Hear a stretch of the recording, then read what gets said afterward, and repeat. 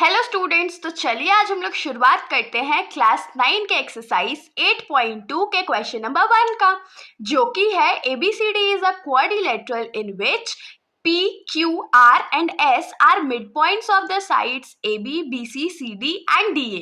AC is a diagonal. तो इस question में हम लोग को सबसे पहले क्या बोला गया है कि ABCD जो है वो हमारे पास एक क्वाड्रिलेटरल है जिसमें पॉइंट P जो है वो AB का मिड पॉइंट है मतलब AP जो होगा वो BP के बराबर होगा। Q जो है वो BC का मिड पॉइंट है, R जो है वो CD का मिड पॉइंट है और S जो है वो AD का मिड पॉइंट है और यहाँ पर AC जो है वो हमारा डायगोनल है। इसके हिसाब से हम लोगों को ये प्रूफ करके बताना है कि SR जो है मतलब ये वाला जो लाइन है वो पैरेलल है AC के और दूसरा SR जो है वो हाफ ऑफ AC है। ये हमारा पहला प्रूफ है। दूसरा क्या है, हम लोगों को ये प्रूफ करके दिखाना है कि PQ जो है वो SR के बराबर है। और थर्ड हम लोगों को क्या प्रूफ करना है कि PQRS मतलब ये छोटा सा जो क्वाड्रिलेटरल बन रहा है वो एक्चुअली में क्या है, तो एक पैरेललोग्राम है। तो चलिए क्वेश्चन जो है वो बहुत ज्यादा सिंपल है, हम लोग इसका शुरुआत करते हैं। तो सबसे पहला जो प्रूफ है हमारा, उसको प्रूफ करने के लिए हम लोगों को मिड पॉइंट थ्योरम जो है वो आना बहुत ज्यादा जरूरी है। तो जिन्होंने मिड पॉइंट थ्योरम वाला वीडियो और प्रूफ नहीं देखा है वो लोग मेरी प्लेलिस्ट में जाकर के देख सकते हो। बाकी हम लोग क्वेश्चन सॉल्व करते हैं। तो सबसे पहले मिड पॉइंट थ्योरम का कॉन्सेप्ट क्या था कि किसी भी ट्रायंगल में अगर दो साइड्स का जो मिड पॉइंट है उसको ज्वाइन कर दिया जाए तो वो जो लाइन फॉर्म होगा वो थर्ड वाले साइड के पैरेलल होगा और उसके हाफ भी होगा। तो पहला वाला तो हम लोगों को यही प्रूफ करना है। देखिए S और R जो है वो दोनों AD और CD का मिड पॉइंट है, मतलब ट्रायंगल ADC के साइड AD और CD का मिड पॉइंट है और जब इन दोनों को हम लोग ज्वाइन करेंगे तो मिड पॉइंट थ्योरम से क्या हो जाएगा, तो ये थर्ड वाले साइड मतलब AC साइड के पैरेलल हो जाएगा और AC का हाफ भी हो जाएगा। ये हमारा पहला प्रूफ था। तो चलिए हम लोग इसको सबसे पहले लिख लेते हैं। तो पहले वाले प्रूफ के लिए हम लोग क्या लिखेंगे कि in triangle ADC, triangle ADC में हम लोग क्या लिखेंगे कि S and R are the mid point of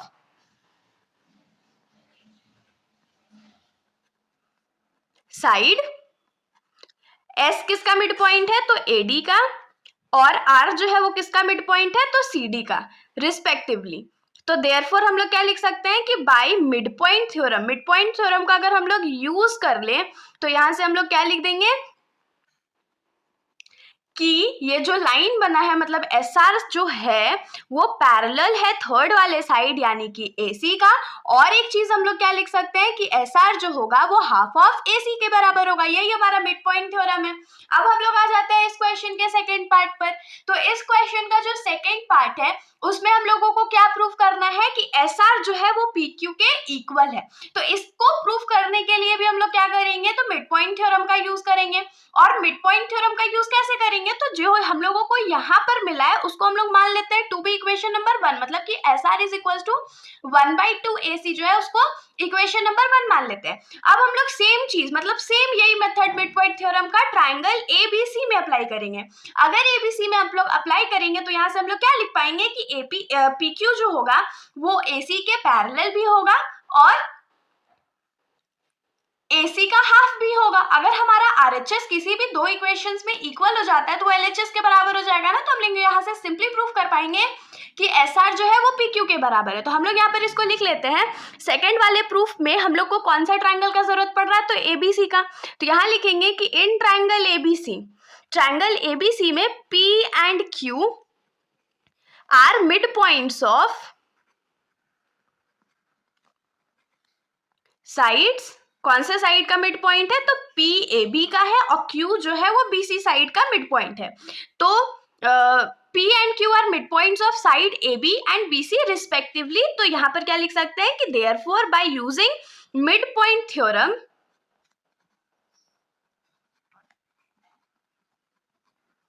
PQ जो होगा वो हम लोगों का पैरेलल होगा AC के बराबर, पैरेलल होगा AC के।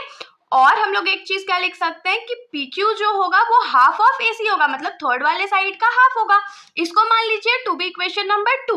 अब इक्वेशन 1 और इक्वेशन 2 में ध्यान दीजिए दोनों का RHS जो है वो इक्वल है और हम लोग जानते हैं कि जब RHS हमारा दो इक्वेशंस के लिए इक्वल होता है तो उसका LHS जो होता है वो भी इक्वल होता है। तो यहाँ पर हम लोग क्या लिखेंगे कि from equation 1 and 2, equation number 1 and 2 से हम लोग क्या लिख सकते हैं कि एस आर जो है वो पी क्यू के बराबर है, और यही तो हम लोगों को क्वेश्चन नंबर 2 में प्रूफ करना था। तो यहाँ पर हमारा जो क्वेश्चन नंबर 2 था या पार्ट 2 जो था वो प्रूव हो चुका है। अब हम लोग आ जाते हैं इस क्वेश्चन के थर्ड वाले पार्ट पर। तो इस क्वेश्चन का जो थर्ड पार्ट है उसमें हम लोगों को क्या प्रूव करना है कि पी क्यू आर एस जो है वो एक पैरेललोग्राम है।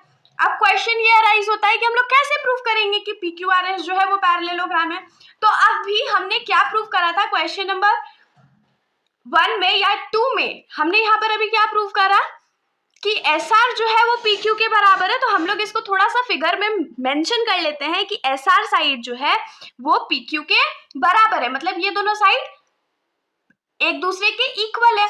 और हम लोगों को अब से ये कॉन्सेप्ट याद रखना है कि इक्वेशन 1 और 2 से हम लोग क्या डिराइव कर सकते हैं कि एस आर जो है वो AC के भी पैरेलल है और PQ जो है वो भी AC के पैरेलल है। तो अगर एस आर AC के पैरेलल है और PQ भी AC के पैरेलल है तो हम लोग लिख सकते हैं ना कि एस आर जो होगा वो PQ के पैरेलल होगा। तो यहाँ पर एस आर पी क्यू के पैरेलल भी है और इक्वल भी है। तो हम लोग क्या याद रखेंगे कि जब किसी भी क्वाड्रिलेटरल का अपोजिट साइड जो है वो आपस में पैरेलल है और इक्वल है तो वो जो क्वाड्रिलेटरल है वो क्या होगा, तो एक पैरेललोग्राम होगा। तो अब हम लोग इसको लिख लेते हैं। होप्स आप लोगों को ये सॉल्यूशन यहाँ पर समझ आया होगा। तो थर्ड वाले में हम लोग क्या लिखेंगे कि since S R is parallel to AC, ये हमने इक्वेशन नंबर 1 में प्रूव करा था या क्वेश्चन नंबर 1 में प्रूव करा था। And PQ is also parallel to AC, SR भी AC के पैरेलल है, PQ जो है वो भी AC के पैरेलल है। तो यहाँ से हम लोग क्या लिख पाएंगे कि SR जो होगा वो PQ के पैरेलल होगा। ये हम लोगों को मिल गया ना कि SR PQ के पैरेलल है। And in 2 we proved, question number 2 में हमने क्या प्रूव करा था कि SR जो है वो PQ के बराबर है। तो यहाँ से क्या लिखेंगे, वी गेट कि SR जो है वो पैरेलल है PQ के और SR जो है वो PQ के इक्वल भी है। तो यहाँ से हम लोग क्या लिखेंगे कि now in quadrilateral PQRS one pair of opposite sides are equal as well as parallel, मतलब कि हमारा जो क्वाड्रिलेटरल PQRS है उसमें एक पेयर ऑफ अपोजिट साइड जो है वो आपस में इक्वल भी है और पैरेलल भी है। तो यहाँ से हम लोग क्या लिख पाएंगे कि therefore PQRS is a parallelogram. हम लोग को मिल गया कि PQRS जो है वो पैरेललोग्राम है और हम लोगों को क्वेश्चन नंबर 3 में यही प्रूफ करना था। तो इसके साथ हमारा ये जो सॉल्यूशन है यहीं पर खत्म हो जाता है। अगर आप लोगों को कोई भी डाउट हो तो आप लोग कमेंट सेक्शन में पूछ सकते हो, वरना अगर आप लोगों को वीडियो अच्छी लगी तो वीडियो को लाइक करिएगा और मेरे चैनल को बिना सब्सक्राइब करे कहीं मत जाइएगा। Thank you.